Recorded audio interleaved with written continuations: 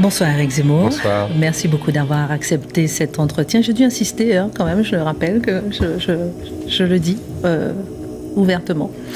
Et nous avons commencé la saison ensemble de Face à l'info. Ça paraît loin. Et oui, ça paraît loin. Et je voulais absolument terminer la saison avec vous, parce que moi, demain, c'est ma dernière émission de la saison.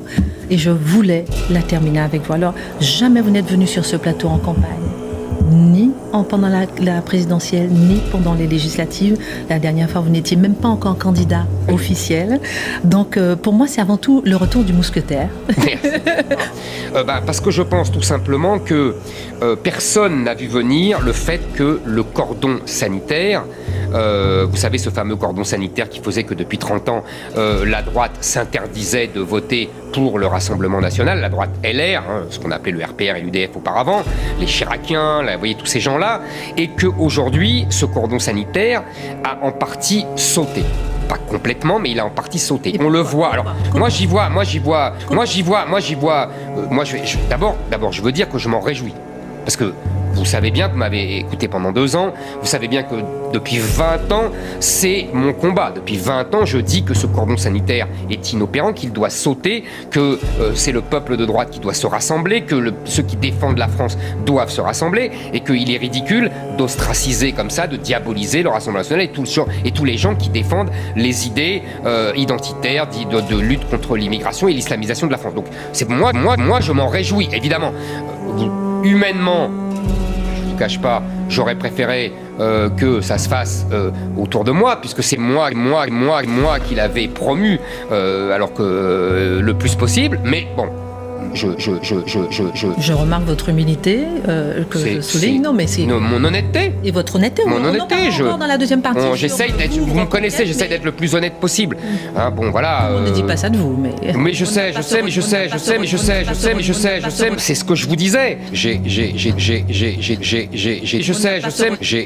dit ça le soir du premier tour, j'imagine. Donc je maintiens. Moi, je l'ai vu dans le Var. Vous voyez, j'attends de voir la suite. Si LR est le passé, qui est l'avenir ?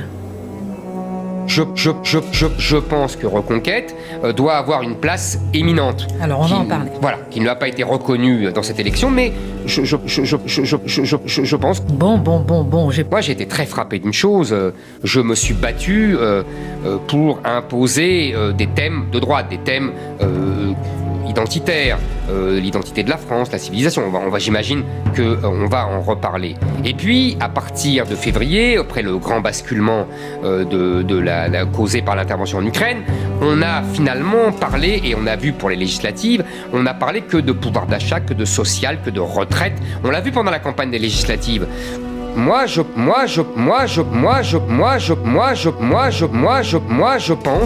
et on va en parler, je vous fais le lien avec la suite, je pense que le thème de l'identité restera majeur, je pense qu'il va devenir de plus en plus majeur, et je continuerai à me battre pour qu'on en parle. Alors justement, on va pas se mentir, Éric Zemmour, vous étiez ici, donc je disais chroniqueur, éditorialiste, pardon, vous êtes parti avant la mi-septembre en fanfare, 7, 17, 18%, et finalement 7%, et tout s'est effondré. On accouche sa pensée beaucoup mieux par écrit, donc je reviendrai, j'espère que vous m'inviterez, avec un livre pour raconter tout ça, pour mettre au plan tout ça. Donc, il me demande un mea culpa, c'est-à-dire il me demande de dire, voilà, vous avez voulu imposer le thème de l'identité, vous avez voulu imposer le thème du grand remplacement, et vous vous êtes trompé.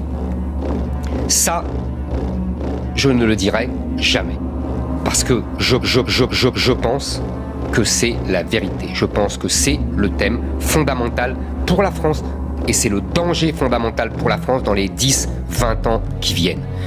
Je ne mentirai pas aux Français. Je ne reconnaîtrai jamais ce qu'on veut me faire avouer. On veut me faire dire, oui, il y avait des éléments plus importants. Non. Qui veut vous faire avouer ? Tous les médias, les gens de gauche, mes opposants politiques, ça va continuer. On va continuer à avoir 275 000 immigrés légaux par an. On va continuer à avoir des attaques de plus en plus nombreuses. On va continuer à avoir, et de plus en plus, des femmes voilées dans la rue, des jeunes femmes, vous avez vu, maintenant c'est de la nouvelle mode, qui viennent avec des jupes longues manifestement islamiques, puisqu'elles sont achetées sur des, vous savez, sur des sites islamiques. Le burkini, vous avez vu que le Conseil d'État s'est opposé au burkini. Je le félicite parce que c'est bien la première fois qu'il s'oppose à l'islamisation de la France. Donc là encore une fois, vous voyez, je suis heureux de ce coup d'arrêt, mais ça n'arrêtera rien, ça va continuer parce que la démographie va s'imposer à nous. Et on l'a vu tout de suite après l'élection d'Emmanuel Macron. Qu'est-ce qui s'est passé? Il y a eu le Stade de France, vous avez vu, toutes ces racailles de banlieue liées avec des migrants qui ont agressé des pauvres supporters anglais et espagnols qui n'en pouvaient mais, alors que pendant les jours qui suivent, M. Darmanin a menti effrontément, a accusé les supporters anglais, tout le monde a dit que c'était la faute de la police. Vous avez vu ça? Mais ça, c'est parce qu'on a peur de la Seine-Saint-Denis, on a peur de ces enclaves étrangères qui veulent faire la loi. Et vous avez vu la nomination de Pape Ndiaye. Qu'est-ce que c'est Pape Ndiaye? C'est un intellectuel indigéniste au ministère de l'Éducation nationale, républicaine, laïque, traditionnelle. Moi, je l'ai trouvé. Vous êtes en train de me dire en fait que la politique a peur du réel, que la politique a peur de la réalité, que la vérité ne fonctionne pas avec la politique. Est-ce que vous, peut-être, c'est parce que vous dites la vérité, une certaine vérité, que ça ne fonctionne pas? C'est-à-dire, il y a des millions de gens qui viennent du sud de la Méditerranée et qui peu à peu évincent les gens qui habitaient là, les peuples autochtones, les peuples de souche comme on n'ose plus dire, tout simplement parce que ces gens-là font beaucoup plus d'enfants, parce qu'ils sont plus nombreux. Il suffit de voir un état civil pour voir que ceux qui meurent s'appellent Pierre et Lucette, et ceux qui, dans les naissances, qu'il y a énormément de Mohamed et de Fatia. Voilà, c'est tout, c'est factuel. Et par ailleurs, on voit bien dans les rues comment il y a de plus en plus de femmes voilées, qu'il y a de plus en plus d'hommes en djellaba, qu'il y a de plus en plus de kebabs. Encore en février, avant l'intervention de Poutine, j'étais au second tour dans les sondages. Donc c'était sur ces thématiques-là. Qu'est-ce qui s'est passé? Il s'est passé, je vous l'ai dit, que d'autres sujets se sont imposés, ont écrasé cette thématique. C'est-à-dire, moi, je leur parlais de l'avenir de la France dans 10 ans, dans 15 ans, et ils entendaient, ils écoutaient, parce qu'ils le voient tous, en vérité. Ils le voient tous, ils le savent tous qu'on est en train d'être remplacé. Moi, j'étais heureux ici, avec vous, avec Marc, j'étais heureux. Vous revenez? Moi, je voulais dire la vérité aux Français. Je voulais leur parler du destin de la France. Si dans 15 ans, comme je le crains, si nous continuons sur cette pente-là, nous sommes le Liban, si vous voulez, avec des communautés qui s'affrontent et avec un pays qui est à moitié islamisé, si dans 30 ans, il est complètement une république islamique, nos discussions seront dérisoires. C'est tout ce que je dis. En tout cas, Reconquête, pour vous, a un avenir? Et quel avenir pour Reconquête? Moi, je pense que Reconquête a le plus bel président de Reconquête, et je continuerai. Reconquête. Bon, donc, je continue, ça c'est une première chose, et deuxième chose, je vais marcher sur mes deux jambes, les élections, etc. Deux, l'analyse, c'est-à-dire la réflexion, c'est-à-dire le combat culturel, le combat idéologique. Moi, je veux mener les deux combats. Les autres ne le veulent pas. Moi, je pense que la gauche mène toujours le combat idéologique. Mélenchon mène toujours le combat idéologique et culturel. Les Verts mènent toujours le combat idéologique et culturel. Sandrine Rousseau mène toujours le combat idéologique et culturel. La gauche a toujours fait ça. Je veux, moi, que la droite, qui ne le fait jamais, le fasse, et je serai celui-là, etc., etc. Je leur dis, mais vraiment, vous avez du mérite. Je ne sais pas comment vous êtes arrivé là, avec moi. Et là, il y a eu un cri dans la foule qui m'a vraiment ému, et ils m'ont dit, grâce à vous. C'est de la propagande par les lobbies. J'ai déjà dénoncé tous ces gens, les lobbies LGBT, les lobbies antiracistes, les lobbies immigrationnistes, etc.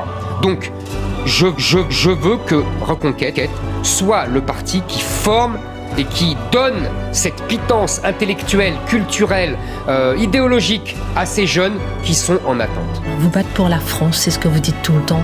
Est-ce qu'elle peut encore être sauvée, cette France? Je pense que plus tard, on dira aujourd'hui, bien sûr, ils sont tristes comme moi, ils me le disent d'ailleurs, mais plus tard on dira, vous avez raison, l'histoire vous donnera raison. Donc on peut avoir raison sans gagner. Merci beaucoup Éric Zemmour pour votre présence exceptionnelle Merci à vous. face à l'info. Tout de suite, on part à l'Élysée avec l'allocution exceptionnelle d'Emmanuel Macron. Ce mercredi 15 mars, Éric Zemmour, président de Reconquête, est mon invité exceptionnel. À l'occasion de la sortie de son dernier livre « Je n'ai pas dit mon dernier mot », il viendra nous dire quel est ce dernier mot. Rendez-vous mercredi 15 mars, 19h, dans Face à l'info. Le sujet, c'est que le fascisme aujourd'hui, il est à l'extrême gauche et nulle part ailleurs. Rien dire, ça. Bah si, ça veut dire quelque chose. Le sujet, c'est que le fascisme aujourd'hui, il est à l'extrême gauche et nulle part ailleurs. Rien dire, ça. Bah si, ça veut dire quelque chose. Je mais vais Laurent, vous le dire. Le sujet, c'est que le fascisme aujourd'hui, il est à l'extrême gauche. Bah si.